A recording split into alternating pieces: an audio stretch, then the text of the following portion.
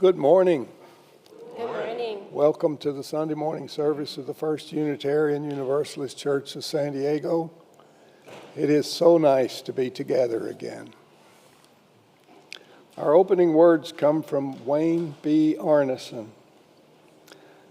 We come together today seeking a reality beyond our narrow selves that binds us in compassion, love, and understanding to other human beings and to the interdependent web of all living things. Let us worship together.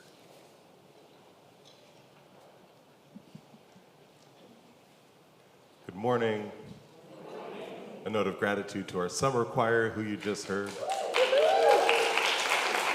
and who you'll hear again at the end of the service. I invite you to rise as bodies and spirits allow this morning and join us in singing our gathering hymn. It's number 360, Here We Have Gathered.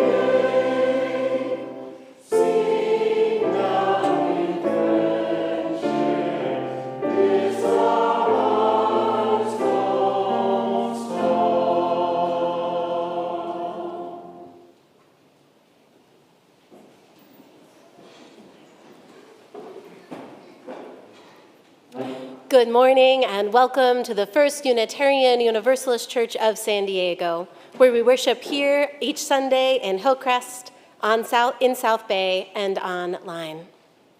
Buenos días y bienvenidos a la primera iglesia unitaria universalista de San Diego, donde adoramos cada domingo en South Bay, en Hillcrest y en línea.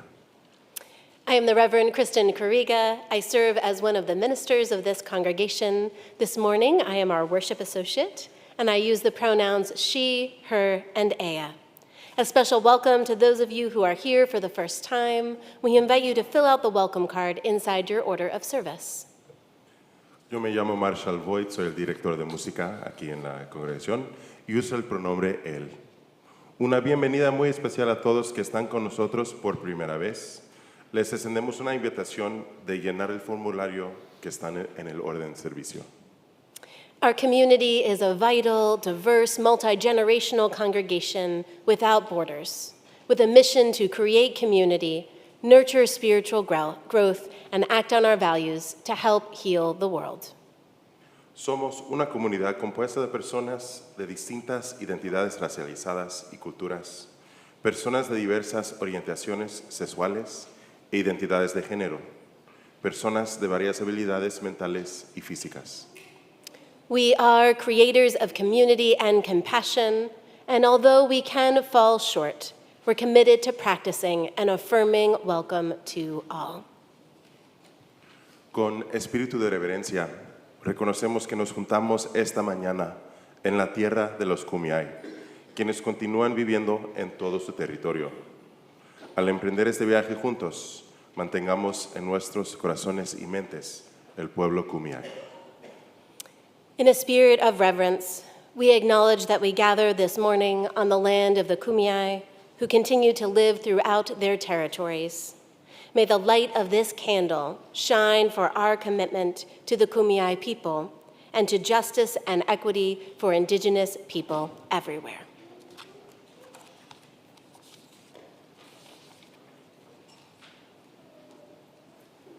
Just double checking to make sure that it is the time to invite you to rise as bodies and spirit allow and join in singing our church hymn.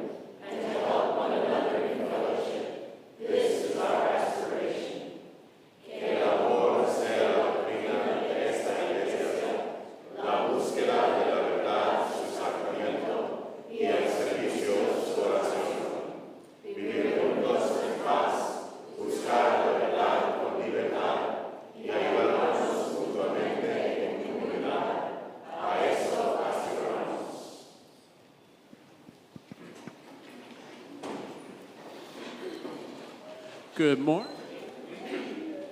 There we go. Good morning, friends. I'd like to invite any of the children or youth who would like to come up and join me for our time for all ages. Would you like to come up? There we go. Good morning. Good morning. Oh, here come some people from this. Is that Ron? Do you want to sit right here so you can see the pictures? Welcome. Hello. Oh, hi. Well, friends, today in our Time for All Ages, we're going to talk a little bit about friendship. And I don't know about you, but sometimes for me, making friends can be challenging. You know, sometimes I really want to be friends, but I don't necessarily do it very well or gracefully. And sometimes I can be trying to make friends, and you might be leaving people wondering, like, what is he trying to do? He's kind of a little strange, right? And so I have a story for us today about a boy who's at a new school trying to make friends. And it's called Albie Newton. And here it is. Little Albie Newton was a thinker from the start. He built a mega stroller after taking his apart. The day that Albie learned to count, he ran to Mom and cried. He couldn't reach infinity despite how hard he tried. Albie learned to speak a language almost every week: English, Spanish, Hindi, Klingon, gibberish, and Greek. Albie moved to Littleton and joined a class mid-year. The children welcomed Albie when they sang their morning cheer. Clap your hands, good morning, it's great today's today. Here at school you'll make some friends, discover, learn, and play. Albie started formulating plans to make some friends. I'll construct a special gift before the school day ends. Very soon, the students noticed Albie was a whiz. Albie wrote a sonnet while they took a spelling quiz. Shirley painted lots of swirly circles in a row. Albie painted starry nights on canvas like Van Gogh. Kai and Jane played dress-up till they heard a giant crash. Albie dumped the garbage bin and sifted through the trash. Arjun ate his snack and finished Albie's cleanup duties as Albie built a science lab and found a cure for cooties. Hamilton the hamster tried to run but had no wheel. Albie needed extra sprockets made of stainless steel. Sonia couldn't find the glue to finish up her mask. Albie swiped the whole supply and didn't even ask. Dave propelled a wind-up plane across the classroom rug. Albie picked it up and pulled its wings off with a tug. Oh no. Evie tried to read a book with Adra and Raoul as booming pandemonium descended on the school. Oh my goodness, she's not making friends very well so far, is he? But Albie didn't notice all the problems he was causing. Focused on important things, he never thought of pausing. An angry mob of children rumbled through the classroom rubble. Wait a minute, Shirley said. I know he's caused us trouble, but maybe Albie didn't know. Let's look at what he made. Curious, the children headed straight to where he played. Everybody gawked at Albie's mountain of inventions. Could it be that Albie Newton had no bad intentions? The kids agreed the spaceship was the best they'd ever seen. Spaceship, Albie pushed a button, and a time machine. The end. Whoa. Thanks, friends. You know, I was thinking of this story especially last week. You know, last week, we had General Assembly. And though Article 2 passed with about 80%, the chat, if you followed along in the chat online, was not the most friendly of places, despite a lot of good intentions. So it occurred to me that sometimes even we adults, when we're trying to get a point across or trying to do something that we think is helpful, sometimes we can drive people away if we're not thinking about, like, am I really trying to center love and make friends, or am I sort of doing something and not telling people exactly what my goal is, and maybe making them confused or hurt by mistake. So I hope when we move forward, we can think about what we're doing, and I find it helpful just to say what I'm doing sometimes so people don't misunderstand what's going on. Is that something you've ever done? Yeah? No? Okay. We'll leave it there. Because, speaking of friendships, part of friendship is saying goodbye. And we have two very important people for whom this is their last weekend with us. So friends, I'm going to invite you to stay right where you are and invite up Rosalba and Kea. I know. And I'm going to come over here so we have some space. Oh, don't you start or I'll start. Or I'm going to start too. You know, we have a tradition here when someone leaves our congregation to move on, we give them a sand dollar. And I cannot say enough about the impact you've made on me. I think we showed up here at roughly about the same time. So I've known you for 7 years. Kea has definitely gotten taller in the times I've known her. But also, when I think about what you've done in terms of, you know, the board and JTW and just being a strong voice in the parents group, and Kea really being sort of an anchor. I don't know if you knew this, but, you know, even through the pandemic, when I think of the 2 or 3 faces the congregation and I saw every week when we weren't even able to see each other in person, you were one of the ones that was always there and helping to co-create worship. in a time when a lot of adults, couldn't. And so I thank you for everything you've done for us. They're going to Harvard. It's your wife, to do some very important work there. And so, I always feel, especially as some of our younger families leave, I feel like you're leaving us, and that's sad, but we're sending you off into the world to make a difference. So I want to offer these to you, and wonder if each of you wants to say a brief word before I pass the microphone to Reverend Kristen for a blessing. If I don't get too emotional, this is what I believe. And I get emotional, sorry, as change is very difficult and demanding and challenging, it is the best thing that can happen to all of us. Thank you. You want to say something?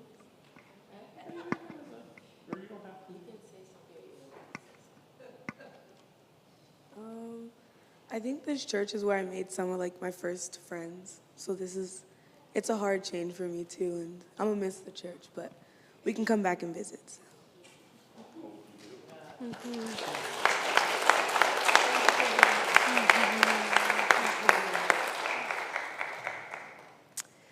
So we send you with our gratitude, with our love, with our care, knowing that you always have a home here in this congregation. And we send you with so many blessings for the days ahead. Blessed be.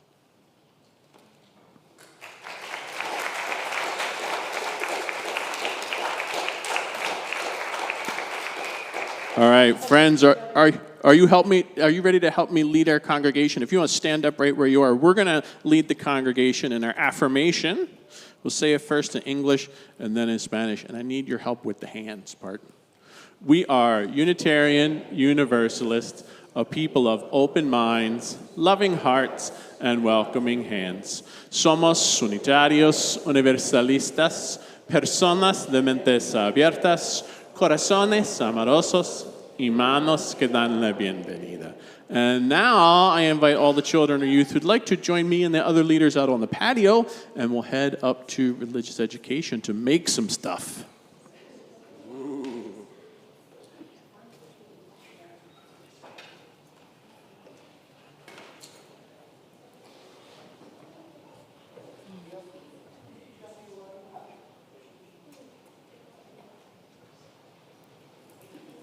We have a few special announcements this morning. Lay ministers are available after the service on both campuses to offer a listening presence. This morning's lay ministers are Chris Smith and Brandon Hall. So I want to invite you to get ready to UU the Vote 2024. Today at 11:30 in the Common Room, there is an organizing and information session to learn how we can join the UU the Vote movement to make a difference in this critical 2024 election. For more information, you can contact Valeria Aguilar, who is our Membership and Social Justice Coordinator. I also want to let you know there's another social justice opportunity this week. The youth and young adults are leading a burrito project distribution on Tuesday, July 7th at 6:30 p.m. from the South Bay campus. We invite you to help join us to feed our community. You can contact Laura Anderson for more information or to sign up. Now, one way we live our values as a congregation is by sharing our offering each week with an organization that works for justice and equity. On this fifth Sunday of the month, our generosity offering is being received in support of our partner church in Brașov, Romania. This special relationship has been one that has been ongoing for over 30 years now. There have been visits between us and much learning about our shared faith. Now, ongoing strains from the war in nearby Ukraine have led the Brașov congregation to expand their social services, including food deliveries to the homebound. This week's offering will help the congregation support their local community in a time of great need. You can donate this morning by credit card using the dip jars or by cash or check using the donation boxes. If you need assistance, please raise your hand. You can also always donate online on the church's website, firstuusandiego.org. Thank you so much for your generosity. The morning's offering will now be gratefully received.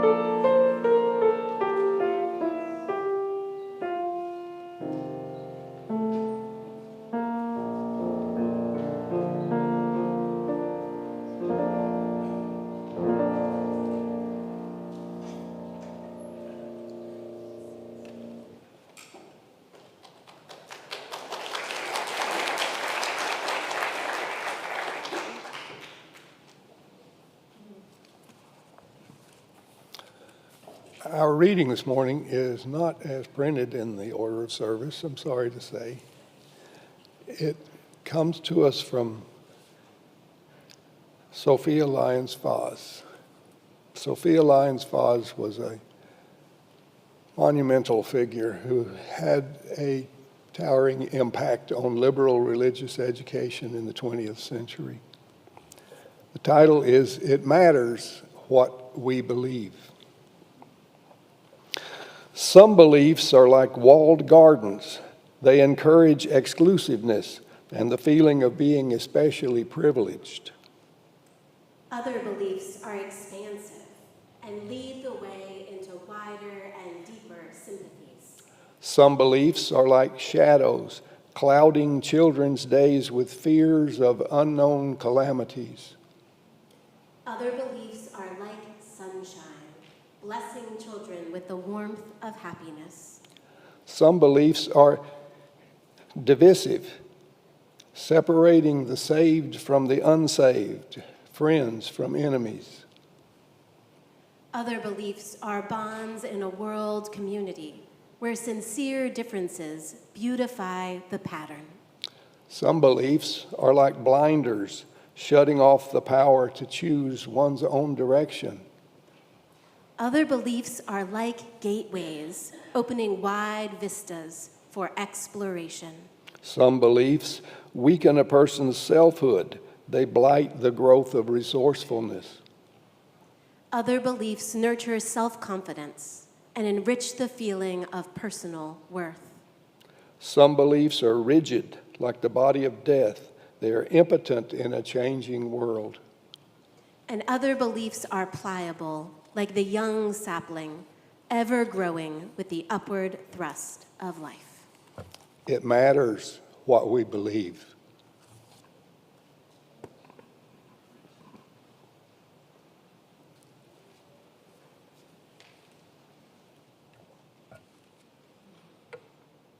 I invite you now to join me in a time of meditation. You might find a comfortable seated position or as comfortable as your body will allow. If it feels good, you might close your eyes or turn your attention inward. We'll start just by paying attention to the breath. That spirit of life and love that animates the body, breathing in and breathing out, breathing in and breathing out, breathing in and breathing out.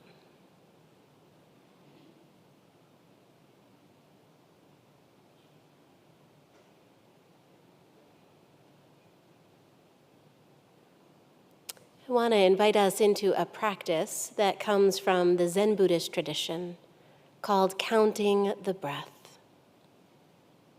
It's a simple practice in which we count 1 on the in-breath, 2 on the out-breath, 3 on the in-breath, 4 on the out-breath. We count up to 10, and when we get to 10, we come back to 1. When you find yourself making plans for the day, thinking about your to-do list, all of a sudden you're on number 56. Gently bring yourself back to 1. Breathing in, 1, 2, 3, 4, 5, 6, 7, 8, 9, 10. Continuing to count on the in-breath and out-breath at your own pace, the rhythm of your own breath. Gently and kindly returning back to 1 whenever you get lost or move into thinking We'll continue this practice for a few minutes.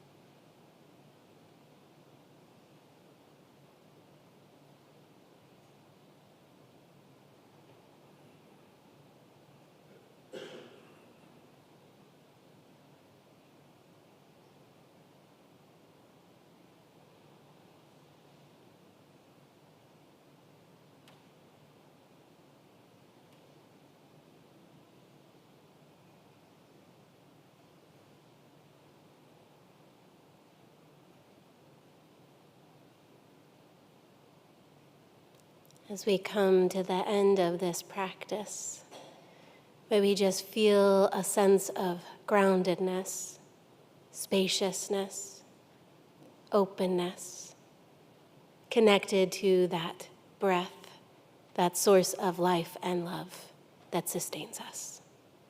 Blessed be.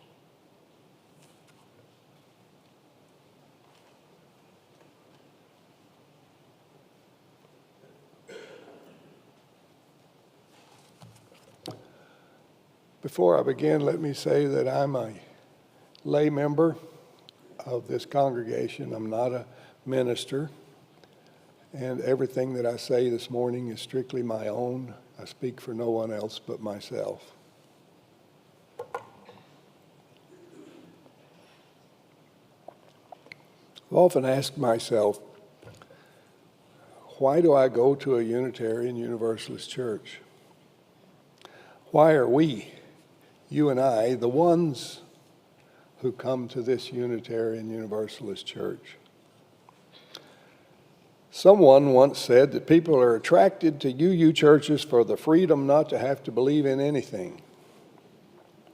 Freedom from religion, you might say. They say they find it refreshing that our UU religion has no faith. As I see it, nothing could be further from the truth. I come to this church because I want to, because I need to. I need to believe. I need to believe in something, and I mean something real and serious. Something I can devote my life to, build my life around, something powerful enough to change my life. Now, I should tell you something about myself. I can only believe what I know is true, factually true, not just present in my consciousness, but something I can see and touch, not just a feeling. I must know that it's real or I can't believe it. It's not that I don't believe. It's just that I cannot believe what I don't know. I don't know if there is a God. I don't know what to say or to believe about Jesus. Surely he was a great prophet and a rabbi who lived an exemplary life. Still, I cannot ignore all the horrendous things that have been done through the centuries in the name of Christianity. Old, ancient texts have immeasurable historic value, but can I say they're true? How can I believe what was written centuries ago is even more relevant than contemporary works? Our world today faces problems unimagined by the ancients.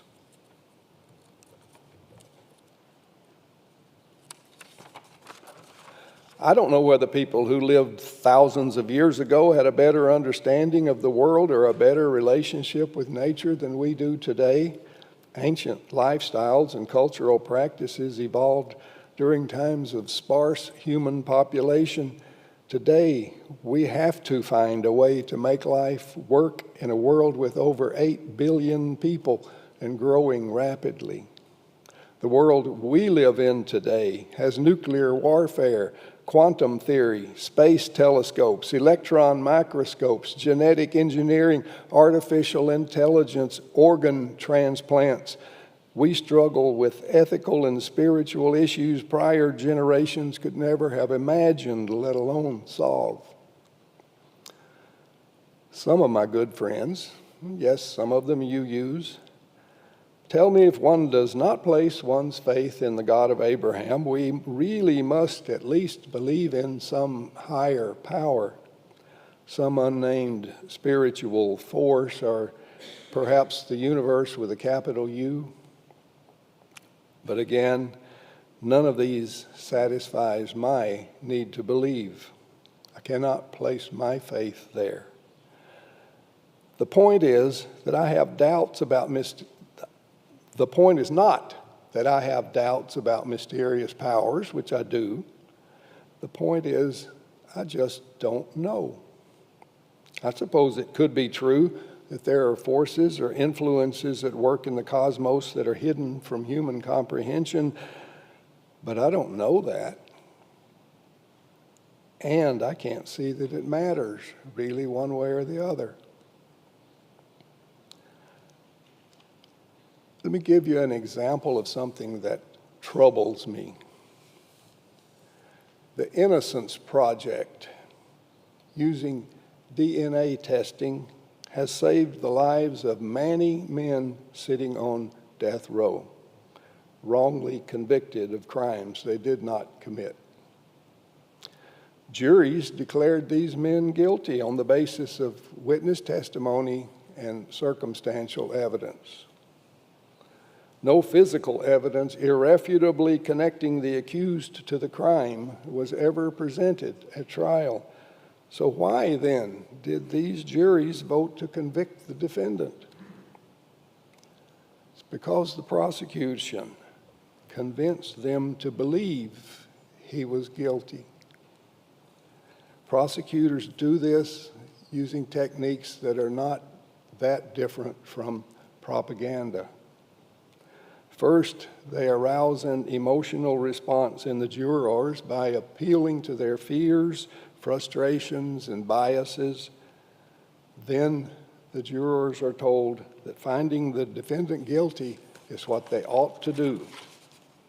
Not only is it the right thing to do, it's their duty and obligation to the community.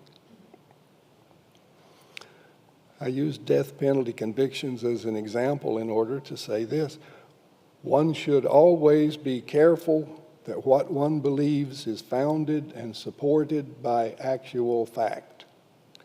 Belief or faith arising from anything less is merely guesswork. And as our example shows, that can be dangerous. So what is this faith, this belief that I have? Why do I come to a Unitarian Universalist church? Here's what I believe. This is my faith. I believe in you. You are real, present, factual. You are spiritual, creative, and loving. I can shake your hand, look you in the eye, talk to you, make contact with you in real time on a human level. Contact we both need. Contact with meaning and with truth. I believe in you exactly as you are. I do not ask or require you to change or conform to any preconceived notion of what ought to be. And therein lies freedom. Freedom, I think, is the reason why we come to this church. Freedom from judgmental relationships, freedom from fear, anger, hatred, rejection, freedom from being coerced into something that is not truly who I am.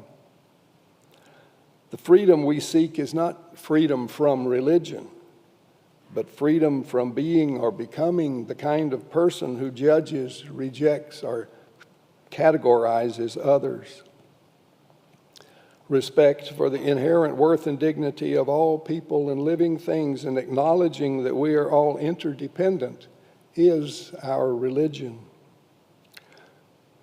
We have a great faith, a powerful faith, a faith grounded in truth, not in truths, great truths with a capital T passed down from above, but in the ordinary truth of everyday lives, our everyday experience, the real truth of our real lives. Our UU faith emerges from the facts and truths of who we really are, our choices and our relationships.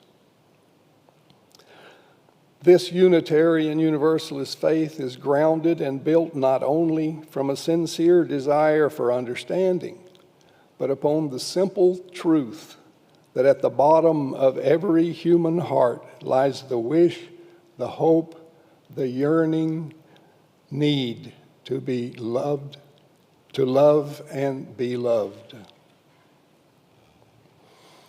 I come here to this church because I need to. I need to be here with you. You are a part of my life. You and I share life's journey, facing mortality, knowing that the life we live here on this planet with an uncertain future is the only life we'll ever have. I need you. I must believe in you because you are here with me in this world. It is my faith in you that gives truth and meaning to my living. Knowing you has an influence over me. Because of you, my life is better. Because of you, I see things a little differently. I understand a little better, and I change. I steadily grow toward becoming a better person. I come to this place because I know you will be here. And because of you, I know that here I can be my true self with no excuses or apologies. That is salvation to me. That is divine healing. Yes, you are divine. I believe that with all my heart.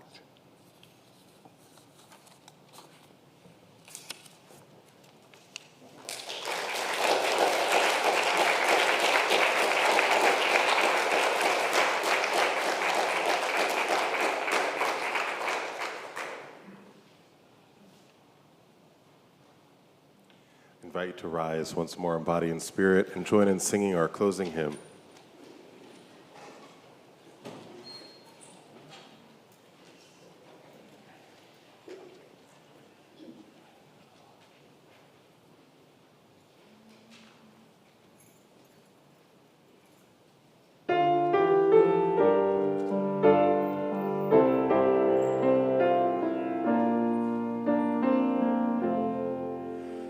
We laugh, we cry, we live, we die.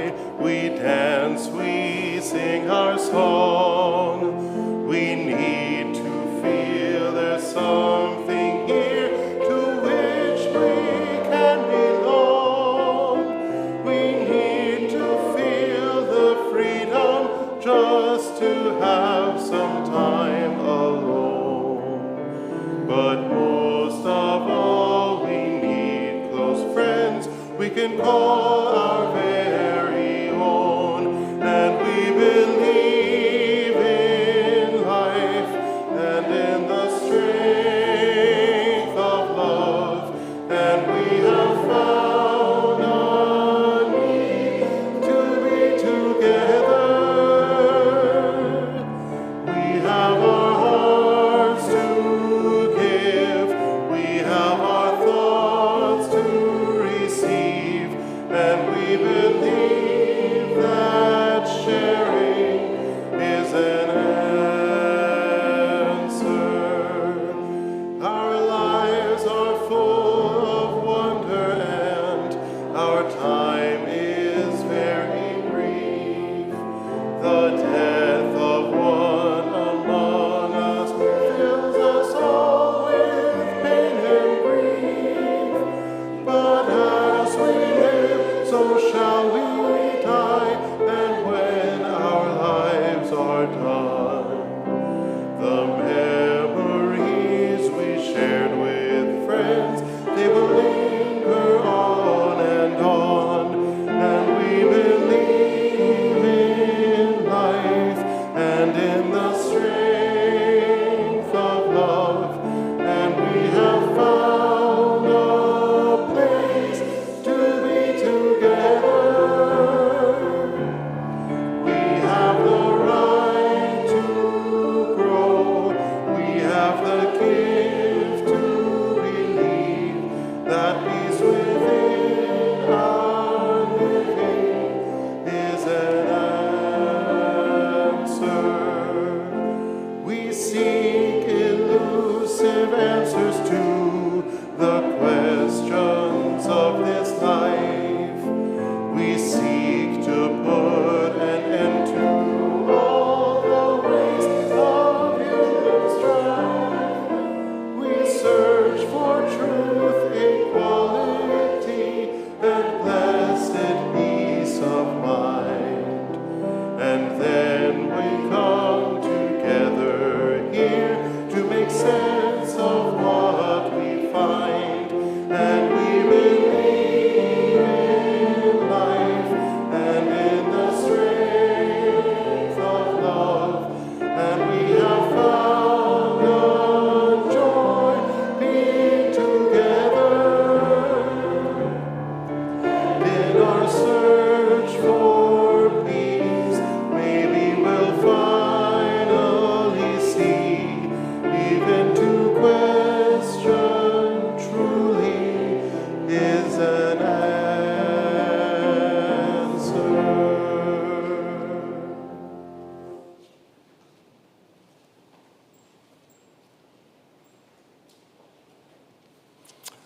Our closing words are from John C. Morgan, who said,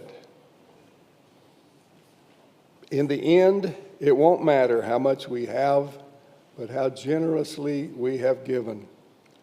It won't matter how much we know, but how well we live.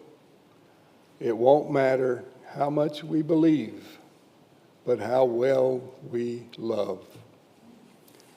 Thank you for being here today.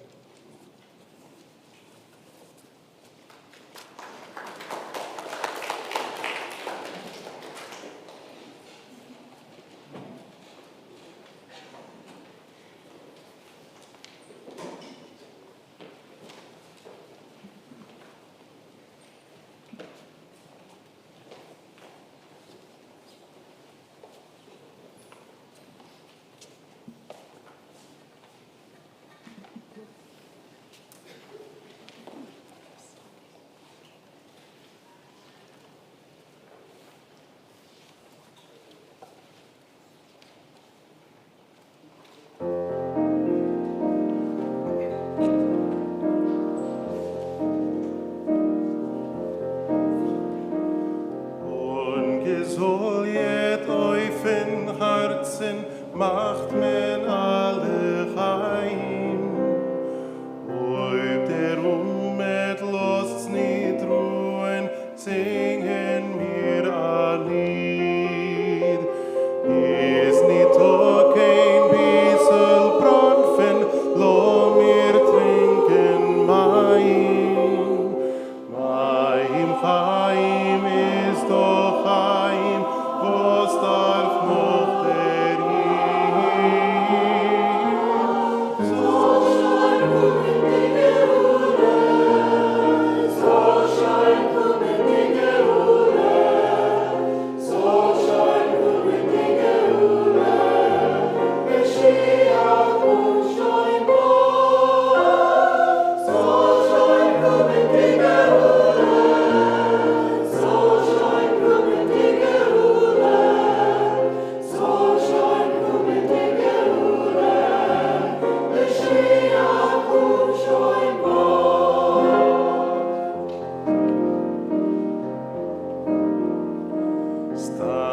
wachsen Bäume in die Wälder, Sterne auf den Himmel.